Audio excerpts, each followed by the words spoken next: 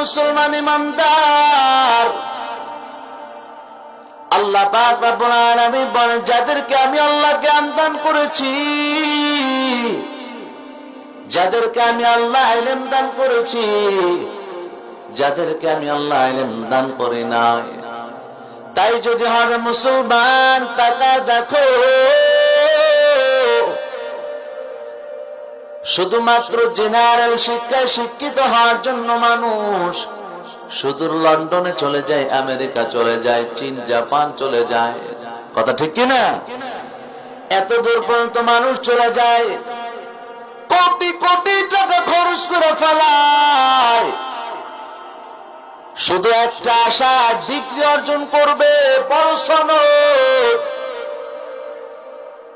এগুলা মানুষ ডিগ্রি অর্জন করতে চায়, জানে সাধারণ একজন মানুষ আর জ্ঞানবান মানুষ এক না। এই জন্য আল্লাহ ডাক দেয়, যাদেরকে আমি আল্লাহ ইলম দান করেছি আর যাদেরকে আমি আল্লাহ ইলম দান করি নাই, তারা কখনো এক হবে না। এই ইলম হলো সাধারণ কোন ইলম না। আল্লাহর নবী নিজের ভাষা দিয়ে বলেন, সেটা হলো খায়রুকুম মান তাআল্লামাল কুরআনা ওয়া আল্লামা। আল্লাহর নবী বলেন, তোমাদের মধ্যে সবচেয়ে শ্রেষ্ঠ হলো যে সে হলো কোরআন নিজে শেখে এবং অপরকে শেখায়। আওয়াজ দিয়ে কোন সুবহানাল্লাহ। ভাইরা আমার,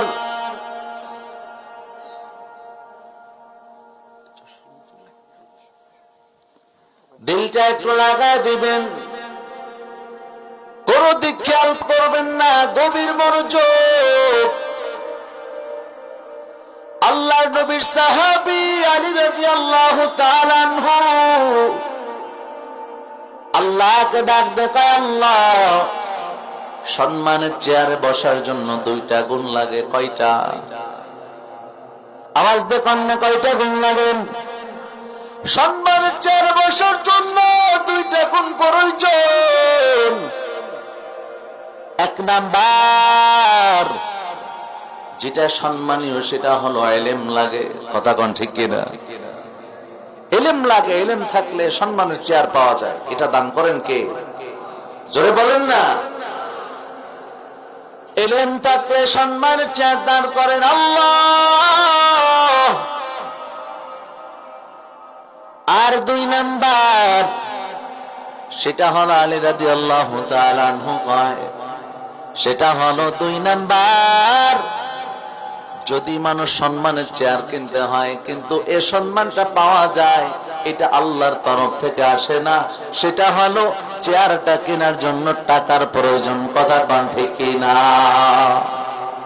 ইলমের মাধ্যমে চেয়ার পাওয়া এটা বড় দামি জিনিস, আর টাকার মাধ্যমে চেয়ার পাওয়া এটা ভালো। আলী রাদিয়াল্লাহু তাআলা আনহু কয়, আল্লাহ,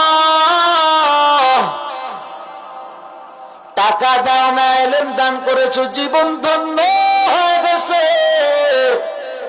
ও মালিক, টাকা এবং ইলমের মাধ্যমে বড় তিনটা পার্থক্য।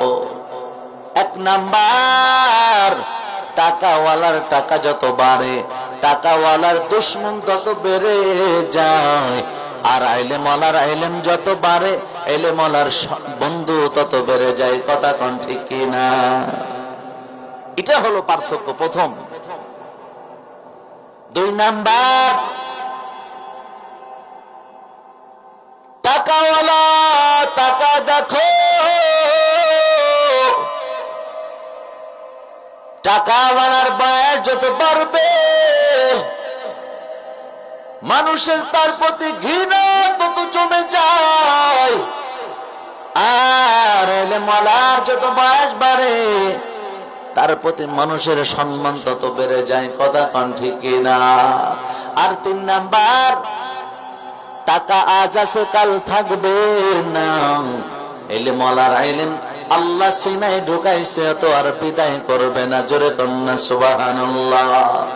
মেরা এজাজ করদন বেহিসাব, খলকে রাদা দম জবাবে বাসওয়াব, হক না দারত دوست خلق زاررا رشتے ای خصلت کے دینداررا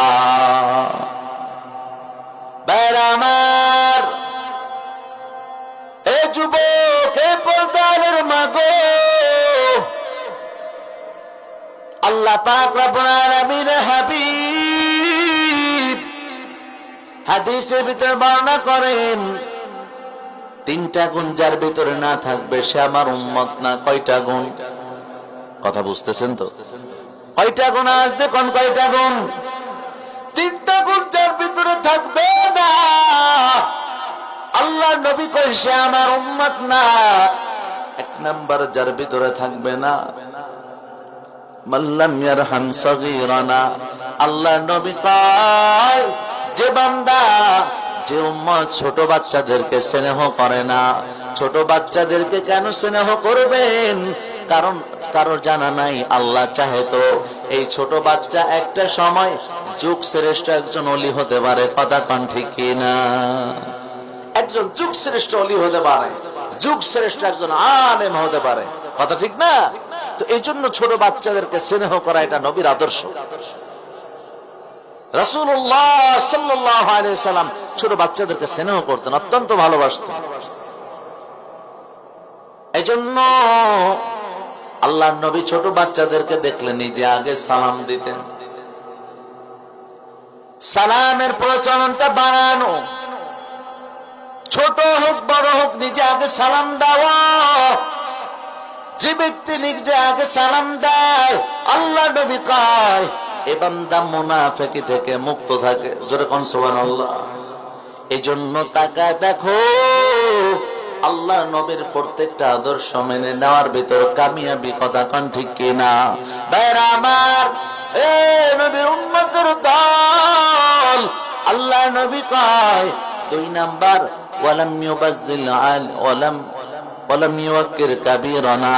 আল্লাহ নবী দুই নম্বরে বলেন যারা তোমার চাইতে সিনিয়র হবে, যারা তোমার চাইতে বড় হবে, এই মানুষগুলাকে তোমরা সম্মান করবা। এটা নবীর আদর্শ। আল্লাহ নবী ছোট বাচ্চাদেরকে স্নেহের কথা বলেছেন। অথচ তাকায় দেখবেন আমাদের সমাজে অনেক মসজিদ এখন এমন আছে ছোট বাচ্চাদেরকে মসজিদ ঢুকলে যদি একটু দুষ্টমি করে ধমক দেয়নি? দেয়, ধমক দেয়। আল্লাহ নবী মসজিদে নামাজ পড়ায় পিছন থেকে বাচ্চাদের কান্নার আওয়াজ। নবী তিলাওয়াত লম্বা করেছেন, তিলাওয়াত ছোট করে দিয়েছেন।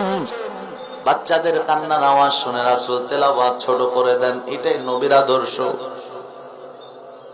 ছোট বাচ্চা যদি দুষ্টুমি না করে বুড়া মানুষ দুষ্টুমি করবে? কথা কন না।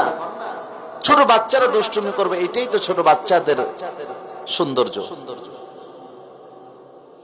আল্লাহ নবী কয় মসজিদের পিছন কাতার থেকে যদি বাচ্চাদের কান্নার আওয়াজ না পাও পরবর্তী প্রজন্মকে ভয় করো।